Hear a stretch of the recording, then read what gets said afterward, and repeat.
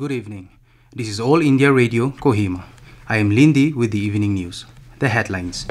Nagaland Nursing Council cautions against training from unrecognized institutes. Union Information and Broadcasting Ministry constitutes committee to review existing guidelines of journalist welfare scheme. Union government says 16% of total adult population in the country fully vaccinated. Defense Minister Rajnath Singh says India will be self-reliant in weapons production in next 2 years. As the nationwide free COVID-19 vaccination campaign at government facilities for those above 18 years is going on, we advise our young listeners to get vaccinated and also to help others to get vaccinated. We also advise our listeners not to lower their guard as COVID-19 remains a threat to our health. Please stay at home unless it is essential to go out and continue to follow these 3 simple steps. Wear a face mask, maintain 6 feet for social distancing, focus on hand and face hygiene. For any COVID-related information and guidance, contact National Helpline numbers 011-239-78046 and 1075 and State Helpline number 1800-345-0019. Nagaland Nursing Council NNC yesterday said that anyone passing out from nursing institutions other than recognized and affiliated nursing schools or institutions of Indian Nursing Council and State Nursing Council will not be eligible for registration under the NNC. The council also said that such persons will not get job in the state government, private hospitals or nursing homes. It further stated that many private institutions were imparting nursing training without obtaining recognition or affiliation from INC and NNC, and many who passed out from these institutions were working as nurses in the private sector. The Nagaland Nursing Council further said that it was mandatory for all private hospitals, nursing homes, and clinics to employ only registered nurses who have undergone nursing courses from recognized institutes. The Information and Broadcasting Ministry today constituted a committee to review the existing guidelines of the Journalist Welfare Scheme JWS. The 12-member committee will examine the need for the revision of quantum of ex gratia payment in death as well as other cases under the JWS. It will also look into the aspect of differentiation and parity between accredited and non-accredited journalists for availing benefits under the scheme.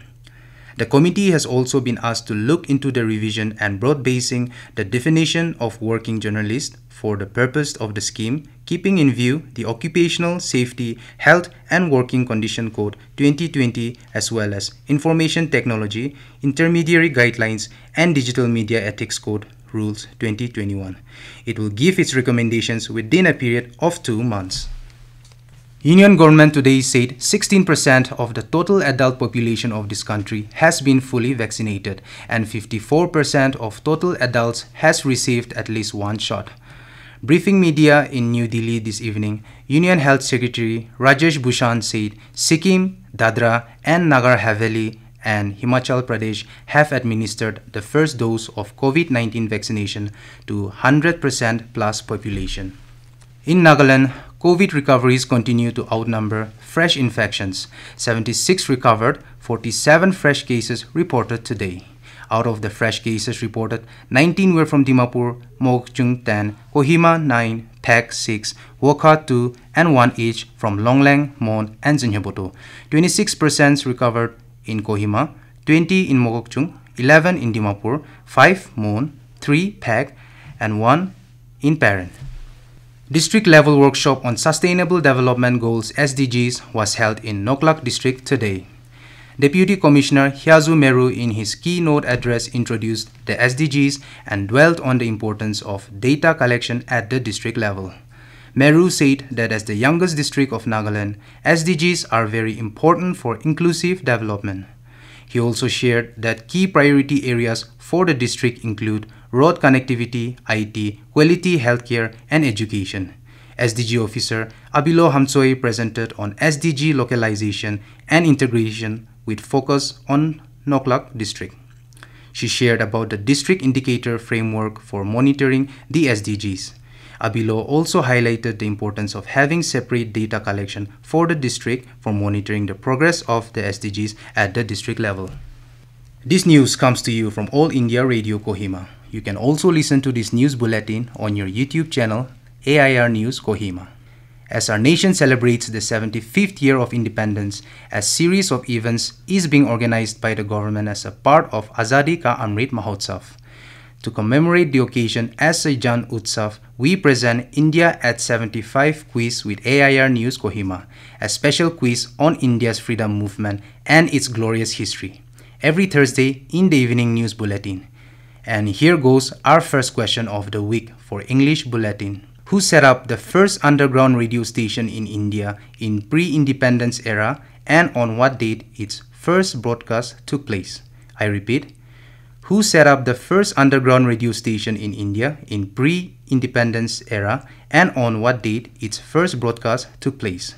Listeners can send your responses to the question to our email airnewskohimaindia75@gmail.com and SMS or WhatsApp to 9485 239 950. I repeat, 9485 239 950 along with name and address. The first correct answer received from the participant will be selected as the winner and will be announced in tomorrow's morning news at 7:30 a.m. Defense Minister Rajnath Singh said India will be fully self-reliant in weapons destruction in the next 2 years. Addressing the inaugural session of Gujarat BJP State Executive in Narmada district today, he said that India has exported defense production worth 17,000 crore rupees during the last 2 years. Singh said that the country has eliminated terrorism due to the able leadership of Prime Minister Narendra Modi. He said that BJP is working on the ground to win the trust of the people. The 3-day state executive meeting of BJP began in Narmada district yesterday. According to sources, the state executive will discuss the roadmap for Mission 2022 for upcoming assembly elections. The National Medicinal Plants Board of Ayush Ministry launched a national campaign to promote cultivation of medicinal plants in the country as part of the Azadi Ka Amrit Mahotsav. This will help in increasing the income of farmers and realize the dream of Green India. Under this campaign, cultivation of medicinal plants will be done on 75,000 hectares of land in the next 1 year across the country. Union Ayush Minister Sarbananda Sonowal said that country has immense potential in the field of medicinal plants and cultivation of 75,000 hectares will ensure availability of medicines. A program to inaugurate the third batch of 9 months diploma course in school counseling sponsored by Samagra Shiksha Nagaland was held in Kohima today. Professor and Head Guidance and Counseling Cell SCERT Dr. Zavise Rume said that guidance and counseling programs started in the 1980s and proposal for upgrading the course from 6 to 9 months was approved in 2017 and Nagaland became the first state in the country to approve school counseling in 2018. Principal Director, School Education, Shahnawaz C. asked teachers to be good listeners and emphasize with the students. Shahnawaz said counseling can help many students dealing with anxiety issues, depression, and suicidal tendencies. The Department of School Education will be observing the state-level Teachers' Day celebration on September 5 at Morung Hall, this Directorate of School Education, Kohima. School Education Advisor K.T. Sukhalu will grace the occasion as special guest and unfurl the Teachers' Day flag on arrival. Special Secretary Kevileno Angami will give the introductory note. And now to end the news, the headlines once again.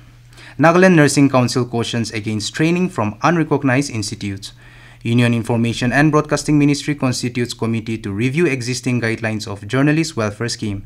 Union government says 16% of total adult population in the country fully vaccinated.